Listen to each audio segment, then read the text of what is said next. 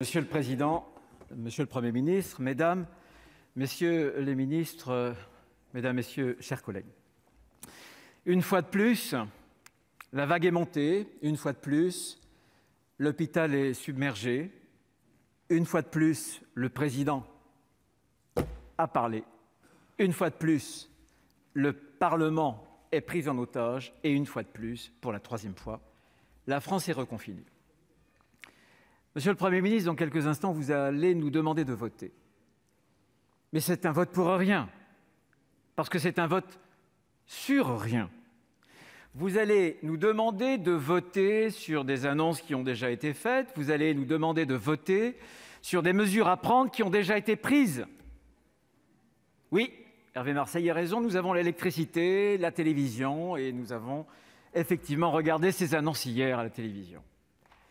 Mais à quoi bon voter si tout est décidé ? Et il y a un paradoxe, parce que c'est trop facile de vouloir nous faire voter quand tout est décidé, et lorsqu'on aurait aimé avoir des votes, nous le refuser.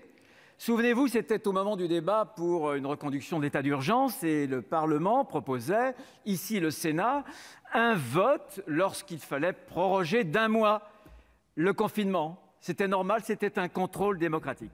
Et vous nous aviez refusé ce vote, Monsieur le Premier ministre. Votre ministre de la Santé nous l'avait refusé pour notre bien, puisqu'il nous avait dit à l'époque « c'est pour empêcher l'embolie des chambres ». Merci pour sa sollicitude. Mais c'est là que le vote aurait pu être utile. En réalité, je pense que quand je parlais de prise d'otage du Parlement, vous souhaitez que le Parlement, cet après-midi, le Sénat, soit une sorte de faire-valoir. Eh bien, le Sénat, mes chers collègues, n'est pas le faire-valoir de l'exécutif ou du président de la République. Et vous n'êtes pas,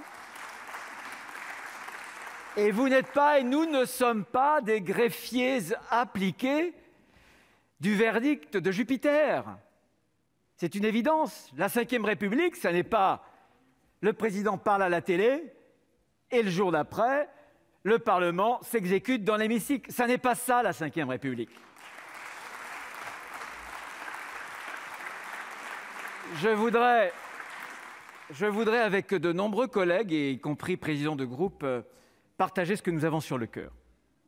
Vous disposez, avec votre gouvernement, de pouvoirs extrêmement étendus, très, très étendus. La contrepartie de ces pouvoirs immenses, ce serait de veiller au contrôle démocratique, et notamment parlementaire. Et pour autant, vous vous ingéniez méticuleusement à marginaliser le Parlement. Vous avez recours aux ordonnances. Depuis le début du mandat d'Emmanuel Macron, pas le vote, mais celui d'Emmanuel Macron, 298 ordonnances. Vous allez me dire, oui, mais c'est plus rapide. Non, c'est plus long. Il faut, nous l'avons démontré ici, 436 jours pour une ordonnance et il faut 235 jours pour la loi. La loi est plus rapide. Quelle est la différence ? Ça n'est pas la vitesse. La différence, c'est le contrôle du Parlement. Voilà. Le recours aux ordonnances, le recours bien entendu au Conseil de défense, à l'opacité des conseils de défense, le recours aux procédures législatives expéditistes, tous les textes sauf la bioéthique, tous sur la procédure accélérée, parce que le temps du Parlement est un temps perdu, encore une fois. Et puis la floraison de ces comités Théodule. Eh bien, je pense qu'on ne peut pas se réjouir, même pour vous, même pour l'exécutif. Je vous mets en garde. Parce que la démocratie, c'est aussi des contre-pouvoirs. Et je pense que c'est une illusion dangereuse que le président de la République conforte les Français dans cette croyance naïve d'un homme seul capable de tout prendre en charge. Parce que lorsqu'il y a défaillance dans la prise en charge et que parallèlement les mécanismes démocratiques parlementaires ne sont plus au rendez-vous, qu'est-ce qui se passe ? La nature, elle a horreur du vide. Dans ce face-à-face, dans cette ubérisation de la politique, dans la suppression de tous les intermédiaires, y compris pour le Parlement. Qu'est-ce qui se passe ? La nature a horreur du vide. Il y a d'autres mécanismes qui se mettent en place. La démocratie, c'est rendre des comptes. Et aux heures les plus graves, notamment Première Guerre mondiale, relisez votre histoire, cette démocratie n'a pas été un obstacle à la gestion d'une crise énorme. Elle était une ressource. Quels sont ces mécanismes qui se mettent en place ? Ce sont les réseaux sociaux où chacun peut, pour un temps, vouloir devenir un procureur, un Fouquier-Tinville, vous le savez bien. Mais quand on veut le face-à-face au peuple, on risque cela. Un précédent intervenant le disait il y a quelques minutes. Et quel est l'autre mécanisme qui se met en place, puisque la responsabilité démocratique devant le Parlement est insuffisante? C'est que les ministres sont appelés à la barre. Et je le désapprouve, cette judiciarisation. Comme j'ai désapprouvé des réquisitions à 6 heures du matin d'un ministre de la Santé qui a autre chose à faire. Évidemment. Je vous renvoie à la sollicitude dont nous aviez rendu sur l'embolie, cher monsieur le ministre de la Santé. Et cette judiciarisation, non mais cette judiciarisation, mais vous, si on est au cœur du mécanisme, monsieur le Premier ministre, écoutez-moi un instant, parce que c'est important au moment où nous en sommes dans notre démocratie. Cette judiciarisation, elle encourage la bureaucratisation. Pourquoi ? Parce que quand on fait un protocole, vous avez tous les niveaux qui gèrent le risque pénal et qui ouvrent évidemment le parapluie tout grand. Judiciarisation égale, bien entendu, toujours plus de bureaucratisation. Voilà ce que je veux vous dire. Et c'est important que vous l'entendiez. Alors nous vous avons confié d'ailleurs des pouvoirs très étendus. Mais qu'en avez-vous fait? Pour quel résultat? Je voudrais prendre 2 exemples dont d'autres collègues ont déjà parlé. Les lits de réanimation, c'est important puisque c'est ce qui vous permet de piloter, en tout cas, les mesures de freinage. Et ça, de ce point de vue-là, on le comprend. Et puis la vaccination. Qu'avez-vous fait de ces pouvoirs étendus, énormes, pour ce qui concerne les lits de réanimation? J'ai écouté, comme tant d'autres, le président de la République. J'ai entendu, comme le 28 octobre dernier, avant le deuxième même, des reconfinements, le chiffre de 10 000 lits. C'était le même chiffre hier. Donc, il y a un problème. Ou la promesse du 28 octobre était une tromperie, ou alors, si elle n'était pas une tromperie, c'est simplement que l'engagement ne s'est pas réalisé, puisqu'on est toujours à ces 10 000 lits. Et ces 10 000 lits, on ne les a pas, puisque vous savez très bien que cela découle de déprogrammation. La déprogrammation, c'est la perte de chance pour ceux qui devaient être opérés, qui ne le seront pas. Je discutais avec plusieurs chefs de service de grands hôpitaux parisiens ces derniers jours. Eh bien, ils me disaient tous qu'il faut pratiquement le personnel de 2 blocs opératoires pour créer un lit de réanimation. C'est énorme. Certains disent même que lorsque vous soignez un patient pour une quinzaine de jours Covid, c'est sans doute 150 à peu près patients qui devaient être opérés et qui devront avoir leurs opérations repoussées. Ce sont des pertes de chance. Pourquoi est-ce qu'on n'a rien fait? Pourquoi j'avais entendu le président de la République parler du chiffre de 7 000 personnels soignants, infirmiers, infirmières et aussi médecins qui auraient été soignés? Mais où sont-ils? Où est la réserve sanitaire? Sur le terrain, je vous assure, pour ce que l'on connaît, pour nos départements, pour nos régions, la réserve sanitaire, on ne la voit pas. Pourquoi en parler? Et ça fait 1 an qu'on en parle. Qu'avons-nous fait de ces pouvoirs? Qu'avez-vous fait de ces pouvoirs énormes qui vous ont été confiés? Et sur la vaccination, je vous ai entendu, moi aussi, au mois de décembre, parler d'un chiffre. Mi-avril, c'était 14 millions, je crois. Et désormais, pour la mi-mars, et désormais, c'est 10 millions pour la mi-avril. Mais monsieur le ministre, Premier ministre, il y a une valse des chiffres. Il y a une valse du calendrier il n'y a pas un Français qui s'y retrouve, je vous assure. Je vous assure, tellement il y a eu de changements de pied. Et vous allez dire, très bien, c'est l'Europe.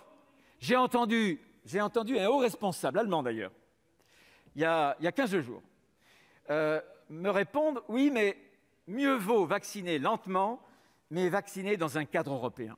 Ça, c'est l'idéologie. Et ça n'est pas entendable par nos compatriotes. C'est vous qui êtes en charge de la protection des Français, de la nation française. Aucun commissaire européen ne fera pour le peuple français ce qu'un élu du peuple peut faire pour protéger les Français. Ça me paraît une évidence, évidemment. Donc, ce pouvoir qu'on vous a confié, vous l'avez exercé, mais pour peu de résultats. J'entendais la fameuse phrase « quand je me regarde et quand je me compare ». Non, quand on se compare, mes chers amis, on se désole plutôt. Nous sommes, en matière de vaccination, au 51e rang. Ça veut dire qu'on fait moins bien que le Chili, que le Maroc, que la Serbie, que la Hongrie, que tant d'autres pays. L'Allemagne est à un peu plus de 75 000 morts, avec 82 millions d'habitants. Nous allons arriver à 100 000 morts. Et chacun d'entre nous a une pensée pour ceux qui ne sont plus là, pour leurs familles, qui souffrent toujours. Mais c'est ça les résultats. C'est à cela qu'on doit juger une politique, même si je sais que les circonstances sont difficiles, évidemment, et je le dis ici aujourd'hui, je le répète à cette tribune.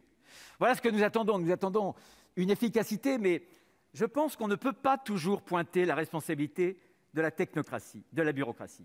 Il y a eu dès le départ un manque de volonté au plus haut niveau de l'État. Au même moment, alors évidemment, je vais parler de M. Trump. En mai, il dit « Je suis confiant pour qu'il y ait un vaccin d'ici la fin de l'année ». Quelques jours après, le président de la République française lui répond « Personne de sérieux ne me dit que nous disposerons d'un vaccin à la fin de l'année ». Donc, quand nous sommes dans cette organisation hyper présidentialisée, hyper centralisée, et que la tête ne croit pas, en l'occurrence, à cette possibilité de disposer des vaccins, il ne met pas en tension toute la chaîne de commandement. Il ne faut pas s'étonner ensuite qu'il y ait des loupés. La vérité, elle est là. C'est d'abord un manque de volonté politique. Manque de volonté politique et manque de stratégie. Il y a 2 stratégies gagnantes dans le monde, on l'a vu. La stratégie des démocraties asiatiques, le zéro Covid. On n'a pas pu le faire, manque d'efficacité du traçage, manque d'efficacité pour l'isolement. Mais eux, moins de 20 000 morts. Et puis, il y a une autre stratégie gagnante, c'est la vaccination de pays qui avaient loupé la première marche dans la gestion de l'épidémie. C'est le Royaume-Uni, c'est les États-Unis et d'autres. C'est la vaccination rapide mais massive. Et nous n'avons eu ni l'une ni l'autre des 2 stratégies. Nous avons eu, certes, à Paris, la bureaucratie ajoutée à la technocratie bruxelloise. Et voilà, le trou de souris d'Emmanuel Macron s'est transformé, pour beaucoup de Français, en souricière, mes chers amis. Voilà. Et je pense qu'aujourd'hui, ce que veulent les Français, c'est qu'on puisse leur donner des preuves de l'efficacité et qu'on reconstitue l'antidote qui est la confiance. La confiance, vous la reconstituerez à 3 conditions. La première, c'est l'efficacité. J'en parlais il y a quelques instants. S'il faut commander des vaccins en dehors de la procédure européenne, faites-le. L'ambassadeur d'Allemagne nous a, ici au Sénat, c'est dans un compte-rendu, confirmé qu'il y avait eu la commande de 30 millions de Pfizer. En dehors, il n'y a pas d'interdiction. Faisons-le. Pourquoi ne le ferions-nous pas? Bien. Donc l'efficacité d'abord, et arrêtons de considérer que chaque vague est la dernière. Anticipons en matière de formation, en matière de lits de réanimation. Première condition à la confiance, l'efficacité. Deuxième condition, l'humanité. Je l'ai déjà dit l'autre jour. Il y a eu, et vous avez sans doute vu, ces témoignages de personnalités artistiques, culturelles, qui témoignent, qui prennent la voix des familles qui ont écrit des très belles lettres. Attention à ne pas laisser mourir dans la solitude, dans les EHPAD, mais aussi derrière des portes closes d'hôpitaux. Ça se fait peut-être de moins en moins, mais chaque semaine, nous avons des témoignages. Cet aspect humain, il est déterminant. Et enfin, il y a la lucidité de reconnaître ses limites. Chacun d'entre nous, nous avons nos limites. Chacun d'entre nous, Monsieur le Premier ministre. Mais dans une crise, le pire, et c'est la limite qui ne doit pas être franchie, c'est justement de ne pas reconnaître ses limites. Et je pense qu'un président de la République, même lorsqu'il est Jupiter, même lorsqu'il est un expert universel, un épidémiologiste, en même temps qu'un philosophe, même quand il est doté de la plus belle intelligence, qu'il est doté d'une pensée complexe, même lui seul ne peut rien, seul. C'est absolument une évidence. Donc je crois que les institutions représentatives de notre démocratie doivent être respectées. Ne faites pas du Sénat ou de l'Assemblée nationale un théâtre d'ombre. Ce lieu d'une fausse concertation, ce lieu d'un simulacre de décision. Nous allons, comme d'autres, ne pas participer au vote. Ce geste politique, ce n'est pas un mouvement de mauvaise humeur, ce n'est pas un caprice. C'est simplement un message.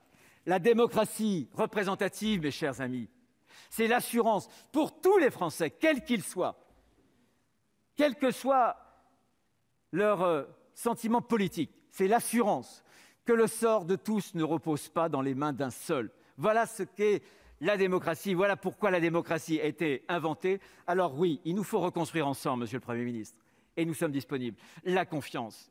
Mais la confiance par la preuve, par l'efficacité.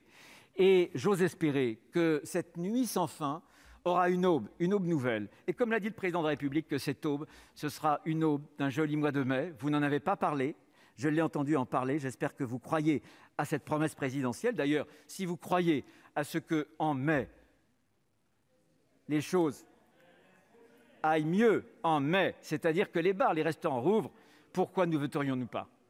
S'il il n'y avait plus d'élection, ce serait donc l'échec de la promesse du président de la République d'hier soir. En tout cas, nous voulons une nouvelle espérance et je pense que c'est en abandonnant les vieux démons, mais c'est surtout en écoutant le Parlement et c'est surtout en redonnant confiance aux Français que vous y parviendrez. Merci. Merci. Merci, Monsieur le Président.